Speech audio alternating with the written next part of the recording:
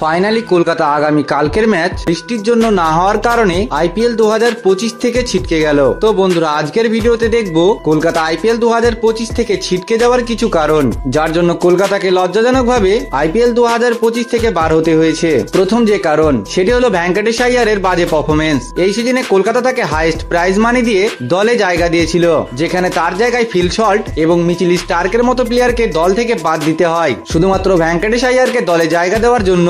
কিন্তু চলতি IPL 2025-এ Venkatesh আইয়ারের performance বিশাল খারাপ ছিল এবং কলকাতার কাছে ভেঙ্কটেশ আইয়ারের জায়গায় খেলার মতো সেরকম কোনো ব্যাকআপ প্লেয়ার ছিল না, যার জন্য তাকে প্রত্যেকটা ম্যাচেই কলকাতাকে খেলাতে হয়েছে। তার ব্যাটিং পারফরমেন্স খারাপ থাকার সত্ত্বেও ভেঙ্কটেশ আইয়ারের বাজে পারফরমেন্সের কারণে কলকাতার অন্য ব্যাটিংদের উপরে প্রেসার বেড়ে যেত।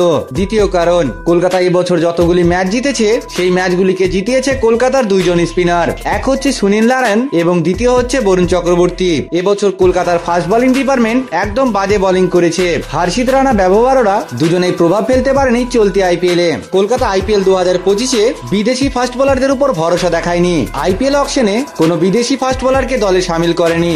অবশ্যই অ্যান্ড্রিক নকিয়াকে দলে শামিল করেছিল কলকাতা, কিন্তু তাকেও কোনো ম্যাচে সুযোগ দেয়নি। কলকাতার বিশাল বড় ভুল ছিল বিদেশি ফাস্ট বোলার না নিয়ে শুধুমাত্র হর্ষিত রানা এবং ব্যবহাররার উপর ভরসা দেখিয়েছে কলকাতা নাইট রাইডার্স। আর এই জন্য কলকাতার ফাস্ট বোলিং ডিপার্টমেন্ট বিশাল দুর্বল দেখাচ্ছিল আইপিএল 2025-এ। আর এটা ছিল কলকাতার কোয়ালিফাই না করার অন্যতম কারণ। তৃতীয় কারণ, এটা বলতে পারেন কলকাতার ভাগ্যও কিছুটা সাথ দেয়নি। এবছর কলকাতার পারফরমেন্স এমনিতেই বিশাল খারাপ ছিল, আর তারপরে কলকাতার দুটো ম্যাচে কোনো রেজাল্ট আসেনি।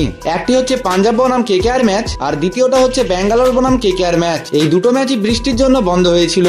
যদিও কালকের ম্যাচটা খেলা হতো এবং কলকাতা ম্যাচটি জিততে পারলে একটু হলেও সুযোগ ছিল কলকাতা কোয়ালিফাই করার, কিন্তু সেটা হয়নি। আর এই দুটো ম্যাচে রেজাল্ট না আসা একটা কারণ। তো বন্ধুরা, আপনার কি মনে হয় কলকাতা হারের পিছনে সব থেকে বড় কারণ কি ছিল? কলকাতার ফাস্ট বোলিং ডিপার্টমেন্ট, নাকি বৃষ্টির জন্য না হওয়া ম্যাচ, না ভেঙ্কটেশ আইয়ারের খারাপ পারফরমেন্স? আপনার মূল্যবান রায় অবশ্যই কমেন্টে জানিয়ে দিবেন। আর আইপিএল এর সমস্ত রকমের আপডেট পেতে আমাদের চ্যানেলটিকে অবশ্যই সাবস্ক্রাইব করে নেবেন।